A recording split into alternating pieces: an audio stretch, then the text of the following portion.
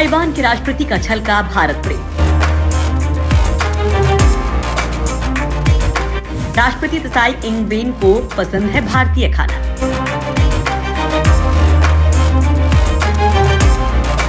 दोस्तों, एशिया में ताइवान और भारत दोनों ही चीन की विस्तारवादी और आक्रामक नीति से परेशान हैं। चीन रह रहकर ताइवान को युद्ध की धमकी देता है, तो वहीं वो भारत के साथ भी लगातार तनाव को बढ़ा रहा है।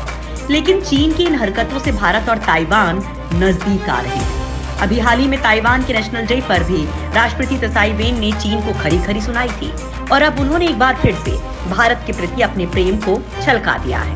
दरअसल भारत ताइवान के लोगों में गहराती दोस्ती के बीच ताइवान के राष्ट्रपति त्साई इंग-वेन का भारतीय संस्कृति के प्रति जबरदस्त प्रेम की एक बार फिर से झलक दिखी है। ताइवान के राष्ट्रपति ने एक ट्वीट करके कहा कि भारतीय खाना और चाय बहुत पसंद है। वेन ने कहा कि वो अक्सर चना मसाला और नान खाने के लिए भारतीय रेस्तरां में जाती रहती हैं। ताइवान के राष्ट्रपति ने ट्वीट करके कहा कि ताइवान भाग्यशाली है कि यहाँ पर कई भारतीय रेस्टोरेंट्स हैं और ताइवान की जनता उन्हें प्यार करती है।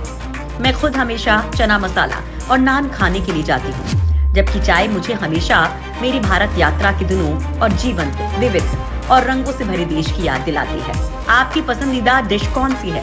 ताइवान के राष्ट्रपति के इस ट्वीट को बड़ी संख्या में लोग लाइक और रिट्वीट कर रहे हैं। चीन से जारी तनाव के बीच भारतीय लोग जमकर ताइवान का समर्थन करते दिखाई दे रहे हैं। हाल ही में ताइवान के राष्ट्रीय दिवस पर बड़ी संख्या में भारतीयों ने शुभकामना संदेश भेजे थे।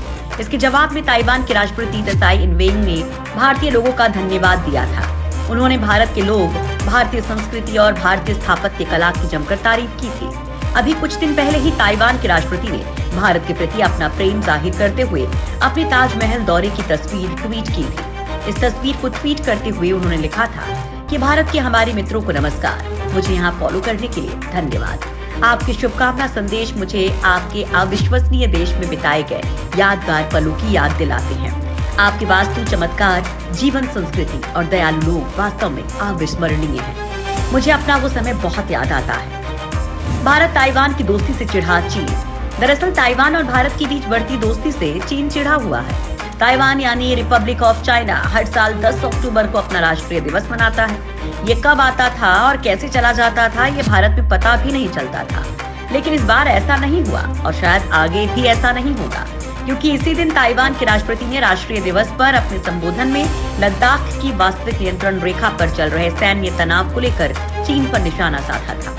इतना ही नहीं, इससे पहले ताइवान ने भारतीय अखबारों में अपने नेशनल डे का विज्ञापन भी दिया था, जिसके बाद दिल्ली में मौजूद चीन की एम्बेसी ने भारतीय न्यूज चैनल्स को एक चिट्ठी लिखकर मीडिया संस्थानों को बाकायदा कवरेज के लिए गाइडलाइन तक जारी कर दी थी। वहीं चीन के भारतीय मीडिया को सेंसर करने की कोशिश पर ताइवान ने चीन को लताड़ लगाई थी।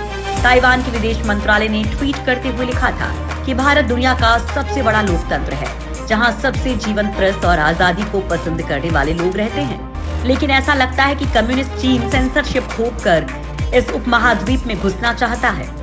ताइवान के भारतीय दोस्तों का बस एक ही जवाब होगा कि भाड़ में जाओ। इस मसले पर भारत के विदेश मंत्रालय ने भी चीनी एम्बेसी को जवाब दिया था।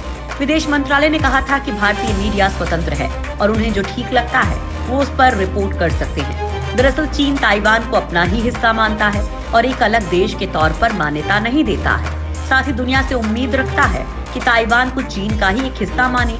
हालांकि भारत की ओर से इससे पहले भी ताइवान के साथ अच्छे संबंध स्थापित किए गए हैं, जिस पर चीन कई बार आपत्ति दर्ज करा चुका है। ताइवान को जंग की धमकी दे रही चीनी मीडिया।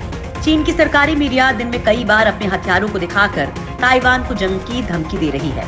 चीन की सरकारी भूखो ग्लोबल टाइम्स ने धमकी दी है कि अगर अमेरिका की सेना ताइवान वापस लौटी तो चीन युद्ध छेड़ देगा।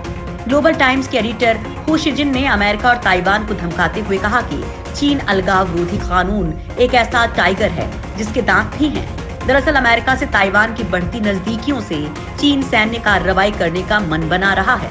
अभी हाल ही में चीन ने एक बार फिर अपने सबमरीन हंटर Y-8 एयरक्राफ्ट को ताइवानी वायु क्षेत्र में भेजा था, जिसके बाद अलर्ट पर पेट्रोलिंग कर रहे ताइवानी फाइटर जेट ने वार्निंग देकर उस एयरक्राफ्ट को खदेड़ दिया था। हाल ही में ताइवान के रक्षा मंत्री ने ऐलान किया था कि उनके देश का आखिरी सिपाही भी देश की एकता और अखंडता के लिए आखिरी सांस तक लड़ेगा। चीन का मानना है कि ताइवान उसका क्षेत्र है। चीन किसी भी देश को ताइवान से राजनयिक संबंध रखने का विरोध करता है। चीन ये भी कहता है कि जरूरत पड़ने पर ताइवान पर ताकत के बल पर कब्जा किया जा सकता है।